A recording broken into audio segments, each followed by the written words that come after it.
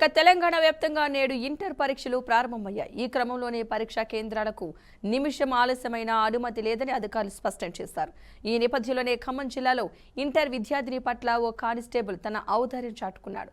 పొరపాటున ఒక సెంటర్కు బదులు మరో సెంటర్కు వెళ్లిన ఇంటర్ విద్యార్థిని ఏం చేయాలో తెలియక బాధపడుతూ కూర్చుండిపోయింది. విద్యార్థిని గమనించి వివరాలు తెలుసుకున్న ట్రాఫిక్ కానిస్టేబుల్ రాంబాబు తన బైక్ పై సరైన సమయంలో ఎగ్జామ్ సెంటర్ విద్యార్థిని తీసుకెళ్లడం జరిగింది.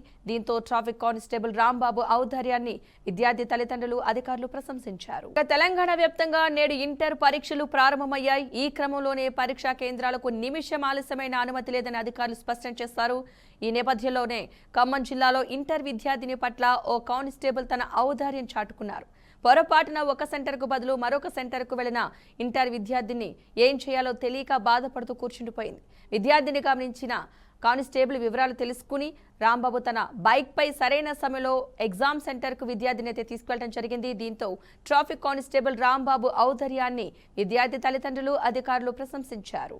మణికొండ చిత్రపురి కాలనీలో ప్రేమ విఫలమై యూట్యూబర్ కోమలి ఆత్మహత్యకు పాల్పడింది. విశాఖపట్నానికి చెందిన కోమలి హైదరాబాద్ లో బీఎస్సీ చదువుతోంది. మణికొండలోని చిత్రపురి కాలనీ ఎల్ఐసిలో బంధువుల వద్ద ఉంటోంది. విశాఖపట్నానికి చెందిన సాఫ్ట్వేర్ ఇంజనీర్ యూట్యూబర్ నిఖిల్ రెడ్డిని ఆమె ప్రేమించింది. ఇటీవల పెళ్లి విషయంలో కోమలి నిఖిల్ రెడ్డి గొడవపడ్డారు.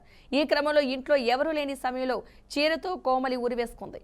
ఆమె తల్లి రాయదుర్గం పోలీసులకు ఇచ్చిన ఫిర్యాదుతో పోలీసులు కేసు నమోదు చేసి దర్యాప్తు చేపట్టారు. మణికొండ చిత్రపురి కాలనీలో ప్రేమ విఫలమై యూట్యూబర్ కోమలి ఆత్మహత్యకు పాల్పడింది. విశాఖపట్నానికి చెందిన కోమలి హైదరాబాద్ లో బీఎస్సీ చదువుతోంది. మణికొండలోని చిత్రపురి కాలనీ ఎల్ఐసిలో బంధువుల వద్ద ఉంటుంది.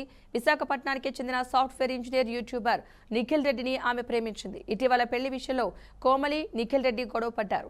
ఈ క్రమంలో ఇంట్లో ఎవరూ లేని సమయంలో చీరతో కోమలి ఉరివేసుకుంది. ఆమె తల్లి రాయదుర్గం పోలీసులకు ఇచ్చిన ఫిర్యాదుతో పోలీసులు కేసు నమోదు చేసి దర్యాప్తు చేపట్టారు.